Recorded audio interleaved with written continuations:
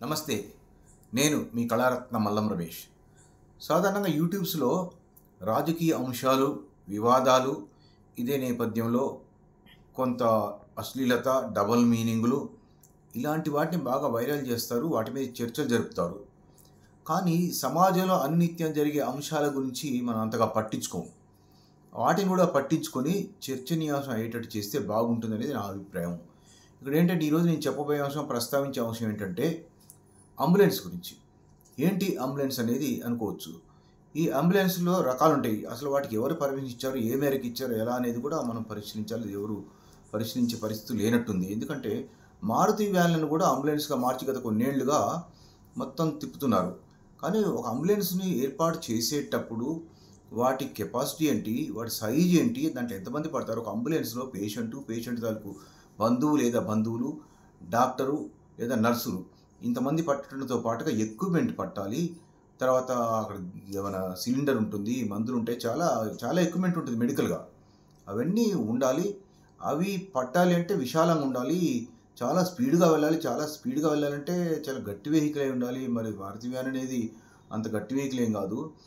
దానికి తోడు ముఖ్యమైన విషయం ఏంటంటే ఈ అంబులెన్స్‌లు ఈ మధ్య కాలంలో రాంగ్ రూట్‌లో వెళ్తున్నాయి. అన్నీ కాదండి. అన్నీ కాదు, కొన్ని.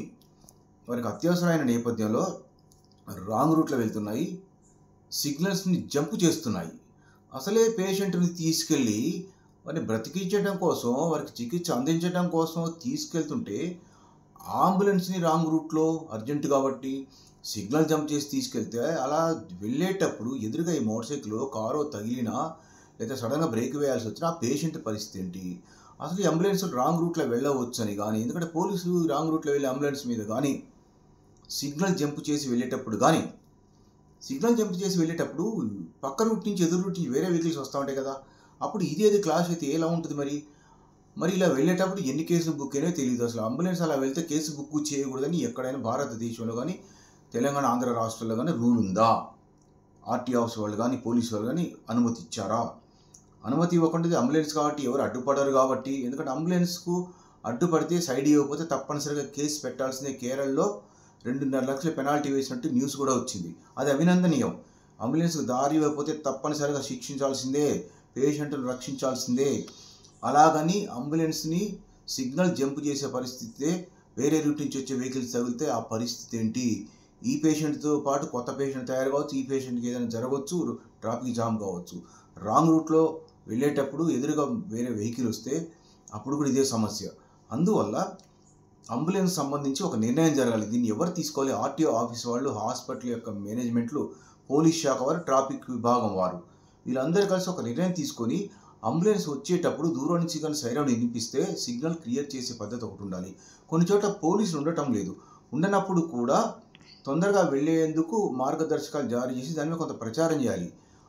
ఏది ఏమైనప్పటికీ కూడా అసలు రాంగ్ రూట్‌లో అంబులెన్స్ వెళ్ళొచ్చు అని గానీ, సిగ్నల్ జంప్ చేయొచ్చు కానీ ఎవరు చెప్పారు? ఎందుకు వదిలేస్తున్నారు కేసులు నమోదు చేయకుండా?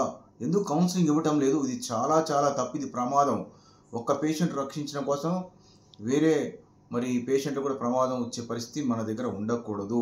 ఇదేదో చట్టబద్ధమైనట్టు, ఇదేదో రూల్ అయినట్టు వ్యవహరించడం, డ్రైవ్ చేయడం కూడా కరెక్ట్ కాదు. At the same time correct నిబంధనలు పాటించే అంబులెన్స్ డ్రైవర్లకు, అంబులెన్స్ వారికి, ఆసుపత్రుల యజమానులకు అభినందనలు. అట్లా కాకుండా ఇలా రాంగ్ రూట్‌లో వెళుతూ సిగ్నల్ జంప్ చేసే వారికి మాత్రం తప్పనిసరిగా కౌన్సిలింగ్ ఉండాల్సిందే. ఇక నుంచి అయినా ఈ విషయంలో సీరియస్ తీసుకొని పోలీస్ శాఖ వారు, ట్రాఫిక్ వారు పద్ధతి మార్పించాలి. కొత్త సమస్య సృష్టించే పరిస్థితి రావద్దు.